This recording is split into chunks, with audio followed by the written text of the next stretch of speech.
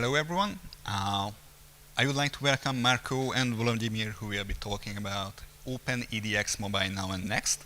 The talk will be about 30 minutes and the remaining time will be a Q&A session. So please give them a warm welcome.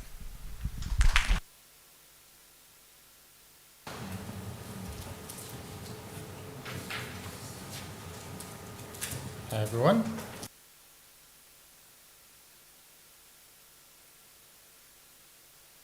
Okay. Ooh, I think it's on now. Thank you. Hi everyone. We're here to talk to you about Open edX Mobile now and next. My name is Marco Morales. I'm the principal and founder at Schema, and I will turn it over to my co-presenter, and he will introduce himself and get us started. Thanks, Marco. My name is Volodymyr Chikerta. I'm head of mobile department at Raccoon Gang. And let's jump to our first topic. Yeah, that's our whole thing. So let's go through key takeaways for Open edX Mobile in 2023. Challenges and decision to innovate. In late 2022 and early 2023, we at Raccoon Gang began to feel constrained by the old edX mobile application. Onboarding new developers was time-consuming, and customizations and new feature development were costly for clients. Recognizing these challenges, we made a pivotal decision to invest in the future by developing a new Open edX mobile application. This new app would incorporate the latest technologies, allowing for easier customization and faster development cycles. Our goal was to create a more flexible and scalable solution that could serve the diverse needs of our clients. Strategic alignment. Around the same time, Maxim invested in the FC0011, and Marco began developing a mobile roadmap for the Open edX project. This new roadmap strategy would be aligned with Axim's mission by providing globally accessible teaching and learning platforms even in bandwidth-constrained environment. All these efforts eventually lead to the OIP64 that we will discuss shortly. The first app release. On the March 22nd, just a week before the Open edX conference, we released the first version of the new Open edX mobile application, making them publicly available for everyone. Alongside the codebase release, we also published a version of the design system, of the new design system. Quick wins and gaps. Continuing our development efforts, Marco and I created a feature gaps document. These documents contained analysis and prioritizations features that were not yet available in the new mobile applications. By identifying these gaps, we aimed to ensure that the new app would eventually meet and even exceed the capabilities of the old app. As a result, in September 2023, all this effort was transformed into the Quick Wins project, where we address significant feature gaps by introducing such functionality as what's new feature. Actually, do you see my cursor? Okay, it's fine. What's new feature? In-app review system, you can see it here. Video transcript navigation, video content casting to Chromecast and AirPlay, app update feature that we can see here, landscape mode, we will see it later, and enhanced accessibility. In parallel with Quick Wins project, we initiated FC31 project, where we migrated several mobile APIs from the Raccoon Gang extension to the Open edX platform, making them easily accessible to everyone. Okay, collaborative efforts and community engagement. On May 25th, we held the first mobile working group meeting. Participants included teams from Axim, 2U, Schema, and Raccoon Gang. During this meeting, we reviewed the latest roadmap and discovery efforts.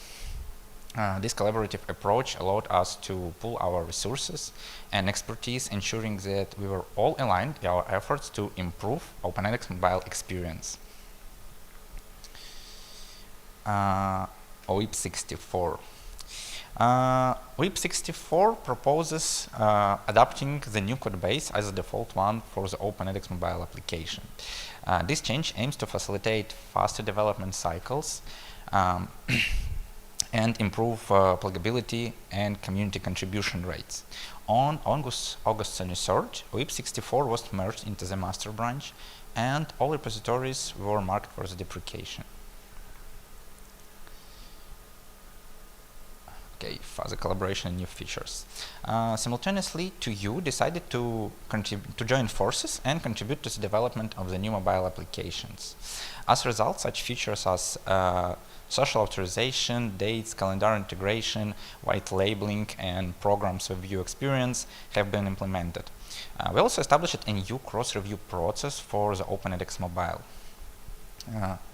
In summary, 2023 has been a transformative year for OpenEdX mobile applications. We made significant strides in modernization, collaborations, and new feature development, setting the stage for even more promising future.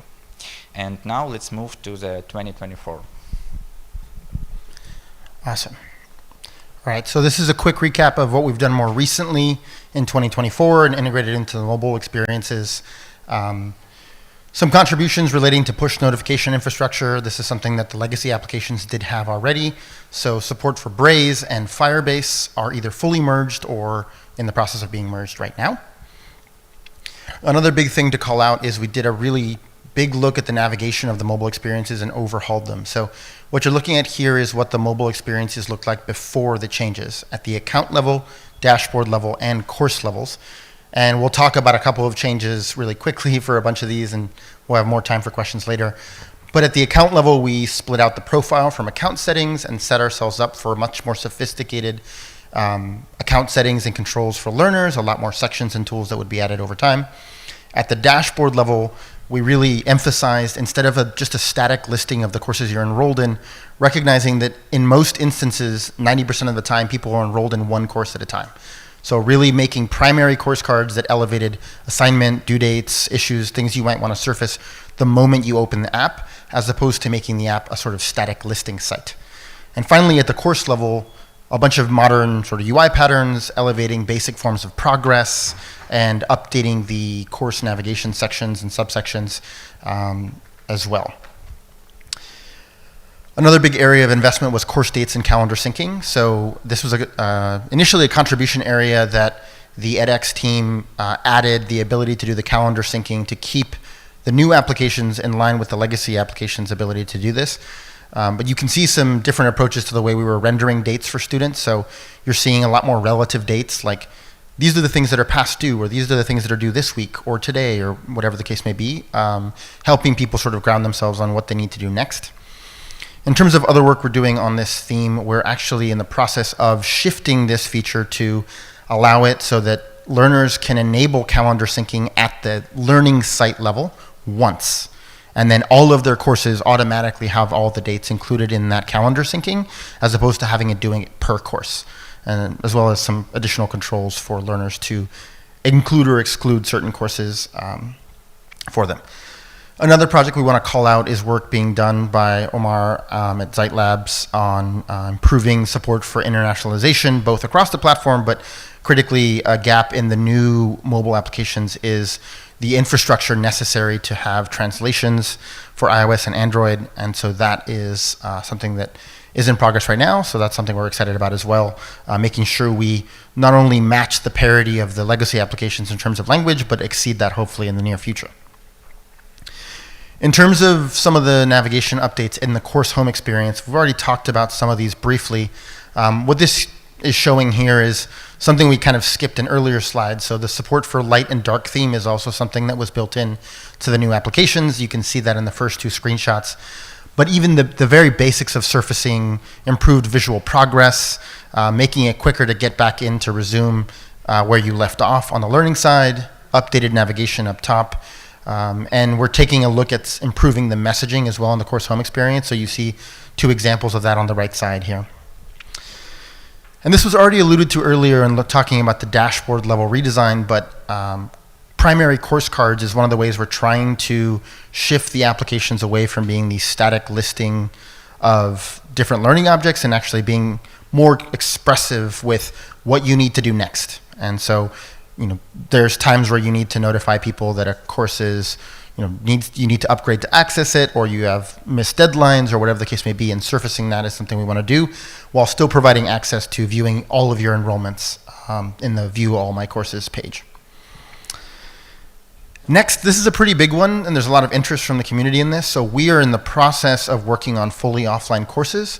If you're familiar with the mobile experiences to date, you can download videos for offline viewing, but being able to download text blocks as well as problem blocks is a huge step forward. And as part of that, we're also putting a lot of effort into thinking through what happens when downloads fail, what happens if there's device storage or app level storage limits, giving you more settings and controls as learners for how to do that. In the future, we'll talk about smart downloads, but this is just a workflow to showcase sort of some of the complexity behind the scenes. But we are working on the ability to not only be able to download the text and problem blocks, but actually be able to let students submit their answers while offline and have them sync once you are back online, which, as you may or may not imagine, is pretty complicated. But that's going to take us a lot of iteration to get there, but we're excited about the first version being merged soon. Finally, in terms of 2024, as was already noted in our earlier section, a bunch more work on regular weekly meetings, monthly now product working group meetings, but we're really interested in having more people join this to better represent the full scope of the community. Next, we're going to turn it over to a quick mobile app demo. Okay, thank you. Yeah, let's finally see how it actually looks and feels on the mobile devices.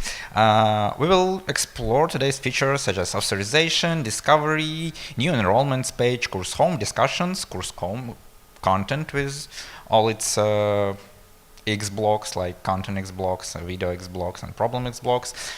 Recently added features, feature like offline mode, and some small other features that already been mentioned. So let's start with registration. Basically, to get to the platform, you need to create your account. Let's go to the register page and fill out all mandatory fields.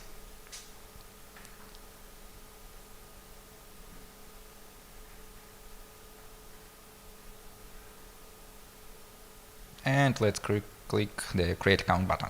And we are in. After we create our account, for sure we can use our credentials to log into the platform. And for sure, for your convenience, you can use social auth, such as sign in with Apple or with Google for fast login. Now let's jump to the discovery. Definitely, after you create an account, you want to find some course for you and start learning. So let's jump to the discovery, to the search, and find some course for learning. Let it be some Open edX demo course. So here we see like course about page with its banner, course name, short description, full description, prerequisite information, and enroll now button. And let's tap on it. Okay, we enrolled. Before we jump to the course homepage, let's take a step back and view what's changed on the enrollments page. And here we see our new enrollments experience is a primary course. How it looks when we have only one course. So here we see I already completed a bit to demonstrate to you. Here we have like course progress. It's blue line on the gray background. Next it's course organization, course name, course date, my next assignment, and resume course button to jump to the place where we stopped learning. So let's see how it actually works. Let's tap on our assignment. Yeah, and we will be immediately redirected to the assessment page, and we can complete it. And the same way it works with resume button, we just click it, and with one button we get to our last visited blog page. So now let's see what's changed if we enroll into one more course. Now we see that our previous primary course transformed to the secondary course card. It's like the small one on the bottom, and our new course is our primary course because we interacted with it the last. And we see here like almost the same information, like course progress that is empty for now, course data, our next assessment that is homework like in 12 days, and start course button. And also we see that currently we have like view all courses button that is basically the list of all our enrollments. And let's see how it's changed from the previous iteration. So let's go. Yeah. So basically we have like 4 categories or filters, we can call it this way. Basically all courses, it's our all courses where we enrolled. In progress, it's courses that is currently I'm trying to complete or interact. Completed courses, it's basically completed courses where users already got the certificate. And expired courses, it's archived or ended courses. And finally, let's jump to the course home and see how it looks and how it's changed in the last year. So here we see from the very beginning like updated navigation. We have all relevant information and navigation on the top, like course home tab, video tab, dates, discussion, and something more. Then we have course progress and resume button. Also we see like course outline below, and let's see it. Yeah, and if some of the section contains assessment, we highlight it to user to demonstrate like, hey, let's see, your assessment due in 14 days, you can get there like 20 points. The next page is videos page. It's basically the same course outline but filtered for videos content. It's convenient to watch your videos on the go on mobile devices. The dates page with important course dates divided on completed and upcoming dates, like assessments or homework or something like this. Course discussions, it's our favorite like OpenEDX forums, so we'll discuss it shortly, and more tab with handouts, announcements, and other information about course. So now let's explore a bit discussion. We all know what is it, but just let's take a look how it looks on mobile. Let's select some topic here or just click on the all posts. And what we can do here, basically the same that we can do on the LMS. We can filter our posts, we can sort our posts, we can even create our posts. We will see it now. Yeah, we can select it. It should be discussion, question, select topic, fill out mandatory fields, and tap to create it. Or we can explore already created threads. For instance, we can go to this one about certificate, and we can vote for it, we can follow it, we can report it. We even can add our response to this post, or we can jump to already created response, do the same stuff with this, and add our comment to this response if we desire. Now the most interesting part, finally, let's see how Xblocks look on mobile. So here we can see like basic new OpenEDX demo course without information about OpenEDX, text Xblocks, video Xblocks, feedback Xblocks. Here we see some motivational message that you finished your section and go on, continue. Let's speed up a bit to see more content.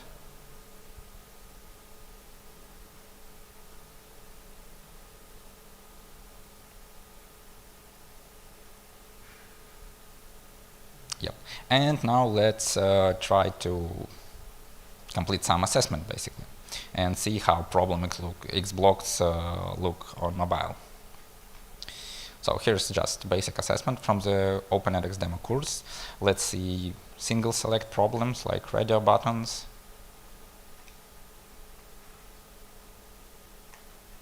multi-select problems with checkboxes,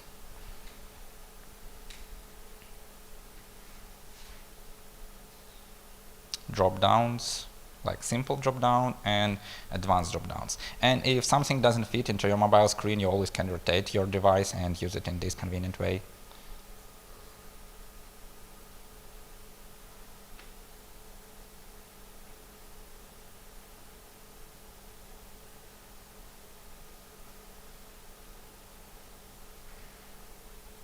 Okay, what else we have here? Like text inputs, like numerical inputs.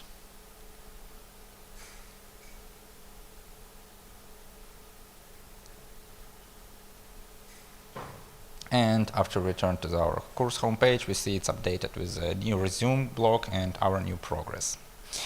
Now let's jump to the most recent feature that we mentioned earlier. It's offline mode. So let's go to some course that ChatGPT created for me, and here we see like new offline tab, basically with ability to download all our course content and complete it in offline mode. So let's click download it and wait a bit.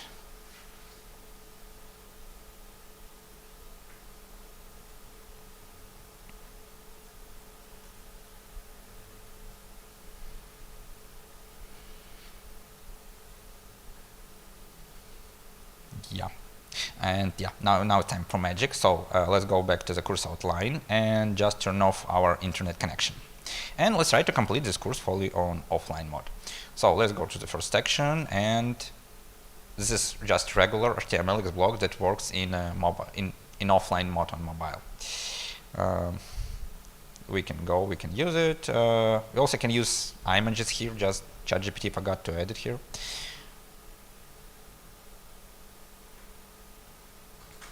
edX blocks.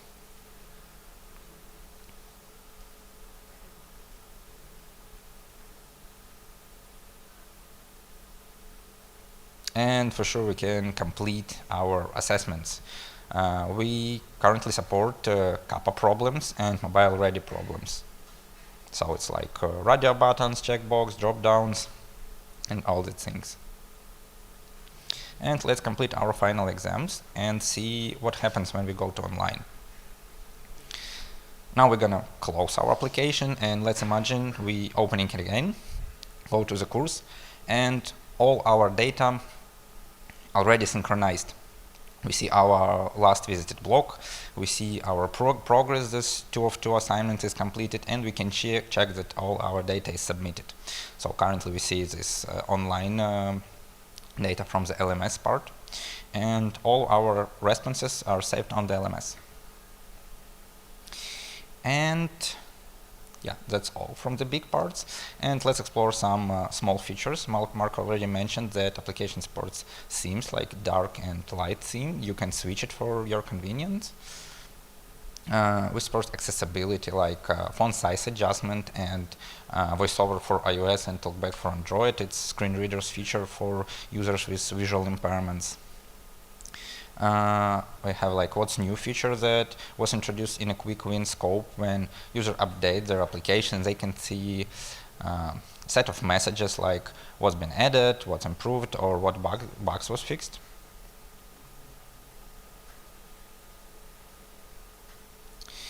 And the last one is app update feature. When users have like outdated version of the application, we try to highlight it to them and push them to use like the latest version from the store. We can see it like on the main screen, and we can see like in the settings page that is new version is available. Tap here to update it. And now let's go to the roadmap and themes and discuss them, please. Awesome. Okay, great. So in terms of the roadmap and the themes for what's next, these are the 5 we want to talk about. So the first and possibly or arguably most important is global access to lightning fast full courses. It's a lot of things all at once, so I'm getting away with calling that one theme, but that's okay. The next one is toward a personal learning coach. So we've alluded to earlier that the mobile application historically has been a static repository of content. And that's fine when you have highly intrinsically motivated learners, but doesn't work for everyone. And so having the learning experience feel more like a learning coach is what we'd like to do. And it's something that other learning apps do more robustly. For anyone that's on Duolingo, you do feel bad whenever you're gone because Duo is a little sad. Learning in the moment is another thing we want to do more of. So mobile is an opportunity to be a learning resource in your pocket, but just being on the phone is just one of many ways that we can support learning in the moment. Ecosystem adoption and mobile usage, that's where everyone in this room comes in. despite it being the case that over 65% of learners tend to discover websites, Open edX websites and other websites through their mobile device, generally speaking, our learning environments are not default mobile. They're generally desktop only, and that is a huge limitation for access. And similarly, the percentage of Open edX instances that have native mobile applications is quite low, and that's something we want to also change in the next year.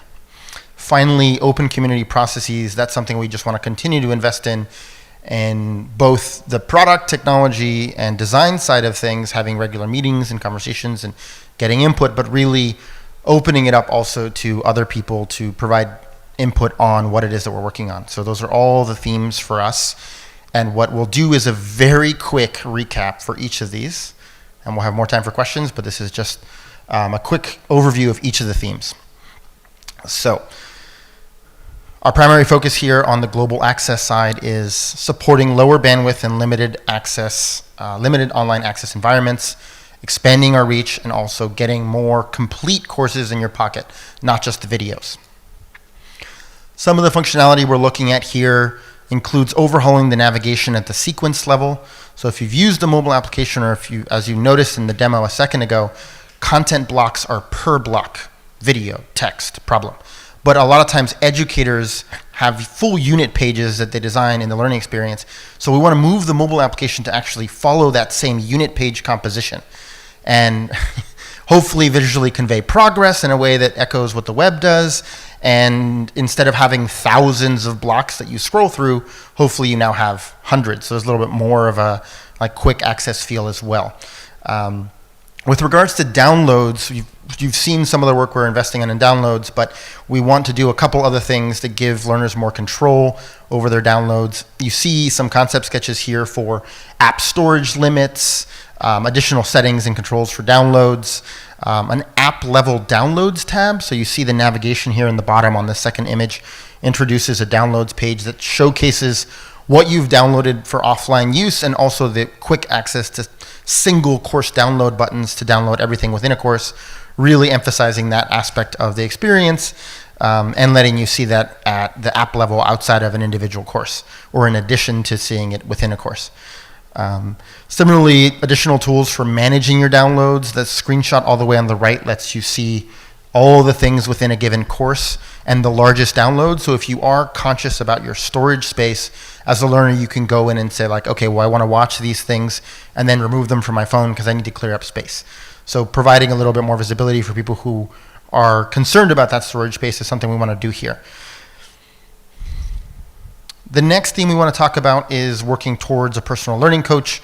So we want the learning experience to emulate a supportive coach or mentor that knows your learning goals and targets, helps you balance your schedule and your learning across your enrollments. So some of the things we're thinking about here, one of them is similar to what we talked about with downloads, is actually introducing an app level dates page. So across all your courses, understanding and knowing what's the next deadline, what's the next assignment is challenging, especially for learners in more than one course at a time. So we can achieve that as an app level view into what's next. And that's one of the sort of like new pages we plan to introduce. In terms of mobile notifications, so this is an interesting one because a lot of times we really do not reach learners off platform very well. The platform does send out emails, but email open rates are somewhat limited and don't actually engage the vast majority of your enrolled students. So opportunities to actually have persistent messages, updates, notifications in the mobile experience is something we want to take a look at. On the right side of this screen, there's concept sketches I want to emphasize, and not exact plans for something we're going to build, but I'll talk about those next. So one thing is exploring a shift for all of the messages in the learning experience to be conversation style. So a lot of times messaging that happens in the learning experience are static messages at the top of a page like, here's your certificate, or you should shift deadlines. And it's a little bit transactional, it's a little inhuman or impersonal, and we're exploring the ability for the mobile app to actually shift to have what might look more like a text message confirmation or dialogue back from the system or from an instructor, and sort of trying to humanize the conversation and the back and forth that you have as a learner with the application. Similarly, or connected to that, is what you see on this third screen here is a concept sketch for a course homepage. And the idea here is to really surface what the course goal is that a student has. Is it exploration? Is it a certificate? Is it fully completing the course? And then actually modifying the experience on the basis of that goal. So that's a huge challenge and a number of features that would need to be built out in scope to get there. But what you see as part of this shift is the homepage actually is really emphasizing the updates or messages or the latest things that you need to hear about the course. So here, while you cannot read this, it is a conversation where the system's telling you, hey, it looks like you may want to update your learning goal because you've already watched all the videos. Which of these goals would you like to update it to? And as part of this shift, we think that like the content, while really critical and a big part of the course, is one of those other examples of a static listing of what you need to learn in the course. So we're thinking about moving that all to a secondary view in the course. And you can see that here in this final screenshot where on the new content tab, you might be able to filter your course to view the entire course, only things you haven't completed, the videos or the assignments only, and really give you a narrower slice of what the content is you need to do next. And so this is all hopefully helping move the application towards the feeling of it being responsive to what you're trying to learn, and not just a static content listing. Okay, next up, learning in the moment. So meeting learners where there are is the big theme here. So there's a couple of categories of what we mean by that. So expanding the screens that you can use to learn, matching learners with courses, so it's improved discovery, and the beginnings of kind of motivating continued learning and potentially learning with others. In terms of the functionality here, we shied away from actually putting screenshots since we're even further away from really conveying that visually. But across these three categories, we wanted to call out that we do want to make strides through mobile discovery. So for anyone who's used the platform, you know that the course enrollment pages have not changed in a really long time, nor are they necessarily optimized for mobile or easily authorable. So we do want to make a concerted effort to improve mobile discovery and explore interesting kind of like mobile first ways of thinking about discovery, right? So you can imagine taking individual content blocks, videos, text, or problems and exposing them as a sort of discovery feed that a learner might use to sort of kind of just explore your learning site and decide, oh, I want to enroll in this or follow this, and kind of new ways to think about discovery. Secondly, we want to make improvements to the tablet and landscape support in the application, which we do have for all the screens, but it's not necessarily the case that we take advantage of the iPad or other larger formats to better render and lay out your learning experience. Similarly, we want to take a look at, in the next year, expanded screen support. So widgets, watch support, auto car-related display integrations, potentially sort of a better integration with TVs. So there's a lot of other opportunities that exist in the mobile ecosystem that we haven't really taken a look at, but we'd like to. And then finally, on this like learning with others and activity view side of things, the learner profile has not changed in a really long time, and it's generally a static listing of who you are on the platform with maybe, if you've enabled it, the ability to show you the courses you've completed. But we want to shift this or augment this to begin to have the profile view give you a sense of your activity, when you've logged in, any streaks or milestones you've hit. And we think that may be the foundation of just enough of the what you've done in the actual experience that you might actually want to learn with others and see what other people have done and be able to sort of give them kudos or high fives or other things that you might see foundationally in other kind of non-education or other education apps, things like Duolingo or Strava for anyone that's on bikes, things that help motivate continued engagement. Next up, I want to talk through ecosystem adoption and mobile usage. So I already mentioned that this is one of our key goals here, and the percentage of OpenEdX instances that have native mobile apps is quite low. And part of the challenge is if you're a provider and you want to launch an OpenEdX instance, you have to consider whatever the cost is of hosting and maintaining and working with a provider to have an OpenEdX instance. You may have to double that in order to have native iOS or Android applications a lot of times. It's not necessarily the most economical thing to sort of maintain and have custom builds and up-to-date builds of all those mobile applications. But we want to make progress on this front because we do think it is a limiter for access. And so mobile usage expansion for both learners, but also for instances and providers is a key challenge here. So on this front, there's a couple of projects we want to call out. One is a series of like developer configuration oriented improvements, API architecture updates and review of how we're documenting the mobile APIs, improved documentation for mobile feature flags and other tools so people understand what features are already built into the mobile experiences, improved architecture around plugins. It is already a huge step forward for us to use this new code bases that are all in Swift and Kotlin to make development a lot faster, but further documenting improve plugins and a way to support that should hopefully help the community bring in other instances that have customizations that we can't support easily or quickly out of the box. Finally, one of the big features that we have a couple screenshots here that showcase is the ability to have a single mobile application build, but have it support multiple learning sites. So you could imagine, just like what Canvas, Moodle, and Sakai do today, you could imagine Raccoon Gang having a Raccoon Gang build of the Open edX mobile app and multiple learning sites and provider, or multiple learning sites that use Raccoon Gang as a provider would be able to, those learners would be able to download that app, select their learning site, and then the theme and UI and everything is fit to that learning site, but you don't have to have every single learning site pay for a custom build of the app. And then finally, the other thing we want to call out here is sometimes if you cannot simply motivate with reduced costs and easier configuration, maybe you can motivate with increased revenue. So supporting and simplifying the ability to support commerce in the mobile applications is another thing we want to take a look at so that you could potentially justify the incremental cost of a mobile build by the new revenue opportunity for learners that are willing to pay on the go for your courses or any subscriptions or other tools that you may have on your Open edX instance. Finally, in terms of open community processes, this is something we want to continue to make progress on. We've maybe mentioned this 3 or 4 times already in this talk, but please take a look at the working group that's WG Product Mobile and Slack, and reach out to us if you have any other questions. But we really would like to see more people engaged in the ecosystem, especially if you're already making builds of a new mobile app. Talk to us, get involved, have the roadmap reflect what you feel like needs to happen next as well.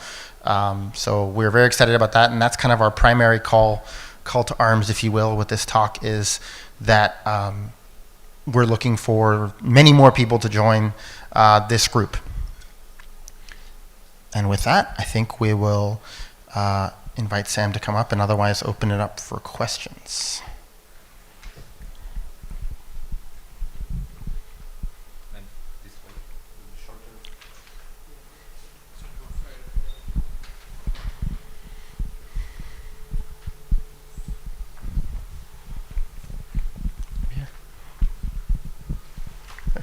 We've got a mic that will... Okay, quick question. I have my Open edX site running. What do I have to do to have my 2 mobiles deployed? A good question. So basically, you can go to the Open edX repositories and find Open edX Android and Open edX iOS applications, and you can just follow instructions on the README how to build your own application. It's basically like need 2 steps. It's put your site domain and auth key to it, so application can access all the data. But there is a trick now, because you have to, your site should be built with the latest release of the Open edX application, or you have to follow instruction in the README and adopt the API plugin. Sorry, I didn't get the last part. Which release, a specific release, you mean, of Open edX? It's, which one is previous? Okay, yeah, it would be nice if your site is built with Redwood. Redwood. Yeah, okay. it would be amazing, like all features would be linked. Okay. Yeah. Yeah, sure. Yeah, and just a quick follow-up, in just case that wasn't clear. If you were using an older version, what Raccoon Gang and team did is they had a plugin that had a bunch of mobile API updates. We have since merged those into the platform. So if you're using Redwood, you don't need the plugin. But if you were on older versions, you could always obviously connect with Vladimir, but that plugin should hopefully close the gap on the API side. But ideally, it's on Redwood or more recently.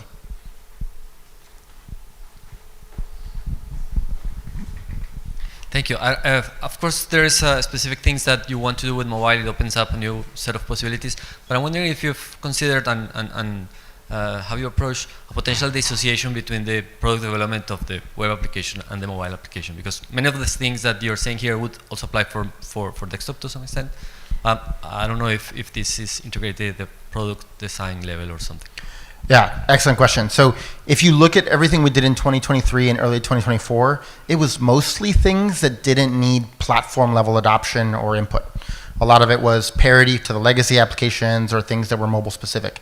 Some of the things that we called out here, like course goal, improved mobile discovery, those are things that are going to require broader collaboration. So at least on the improved mobile discovery, we have a sense from Axon that that is something that feels right for the next 12 months in terms of investment. And so we would be drafting proposals and requirements that are platform aware and potentially do some work first at the platform level and then the mobile work. So some projects are oriented that way where they'll take a little longer because we have to do both. And other ones, like the notifications work we talked about, we actually are already building on the like edX ACE notifications infrastructure and some of the things that are already kind of like the platform agreed next step. So we're getting away with not having to do that coordination. But there are some areas here that will take longer because they involve platform level improvements. I think we have questions.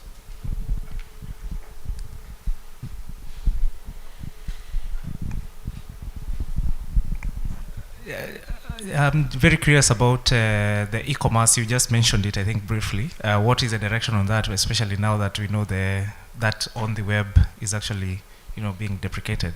What is the direction, or how do you think about it? Good question. So currently, as it was mentioned, we're working on pluggability of the mobile application. So we want to provide some system that every provider or user can plug in their e-commerce system. So currently we're discussing it, for instance, to you using like Django Oscar e-commerce, and OpenEdX now going to use WooCommerce system, or maybe in future any other e-commerce. So we're going to provide like abstraction in the core of the application, and then each other user or provider can include their own e-commerce system to the application. Hello guys, wonderful work that's been done to enrich the OpenEdX mobile application experience. My question is, since we've been working with Raccoon Gang in the KKUX platform, we have created, ever since 2020, our own version of the mobile edX app with our vision. How is it possible that we can implement some of the features that's existing in the new OpenEdX app, and how can we contribute with some of the features that we have developed with Raccoon Gang in our own app? It's an excellent question. I'll hand it off to Vladimir in a second. I think what I would say is like those open meetings and conversations are an opportunity to surface kind of some of the contributions and things that might be currently in your own proprietary build of the app. And some of those things you may feel like, hey, I don't want to be maintaining this as a proprietary thing or plugin. I want that to be in the core. And those are the kinds of conversations that we want to have because it benefits everyone, right? So that's one step, is engaging in that sort of working group is an opportunity to figure out of the things that you and your team have sort of adopted, how many of them should remain plugins and options, and how many of them should become core things that are kind of either configurable or default on, right? So I don't know. Yeah, I just want to add one sense, like the KKUX application that we previously delivered to the KKUX have its own advancements. So, for instance, KKUX application contains fully native programs that currently isn't available in not the old edX mobile application, not in the new OpenEdX mobile application. So yeah, it would be nice if we can somehow migrate this functionality of KKUX to the OpenEdX experience. Yeah, and also we have implemented native iOS and Android payment features in our application. So you can use Apple Pay, you can use Google Pay, and to buy the courses through the mobile application. So if that also answers your e-commerce question. Awesome. We got a question here. So from what I'm seeing, you need to support each type of X block explicitly, right? Is that correct? And then following up, if that's correct, what happens to a course that has other types of X blocks in it? What's the idea there? Great question. So right now, with the exception of the video block, all the other blocks are web views, Chromeless web views. So in that sense, like if it renders on the platform, it should render on the mobile app. However, blocks need to be designated as being like available for mobile, right? If they're not configured to being available for mobile, then you would see messaging in the app that says, this content is best viewed on the web, go view it on the web. So there's kind of 3 tiers here. There's whether or not it's in the course and visible on the mobile app. So for example, proctored exams and timed exams, there's no mobile app support for that. So when you get to that learning sequence, you would see this is not available at all on mobile, like you should go to the web to do that. But then there's blocks that might be visible on mobile, but not downloadable. So sometimes at the block level or at the category level, like this entire SCORM block, we only let you interact with when you're online. But if you're offline, we're not going to make it downloadable. So on the per course downloads page, you couldn't really see it on the screenshot because I was covering it with the OpenNX logo, but we want to surface like what percentage of your course is available on mobile, what percentage is downloadable, what percentage of it is fully interactive offline. So just giving you more visibility into that, because it's not going to be 100% of the course, depending on what kind of Xblocks you use, but we want to eventually provide that more visibly in the studio authoring environment so educators know what's sort of mobile friendly and what's not. But right now it's we still mostly rely on non-native blocks. And just quickly, let's say I write a new X block for my instance, and I have a build of the app. How do I make that X block visible? Is that something that the app developers decide, or is it a configuration option? Yeah, just like small enumeration inside of the application with like approved list of X blocks. So you just need to add it to the list of approved X blocks, and it will be displayed on the mobile. So it does require approval. Did I get that right, or is it a configuration? Not approval. Like developer, when building the applications, they can add this to the list. Oh, the developer building the application. Yeah, okay, great. On the Thank you. configuring, yeah.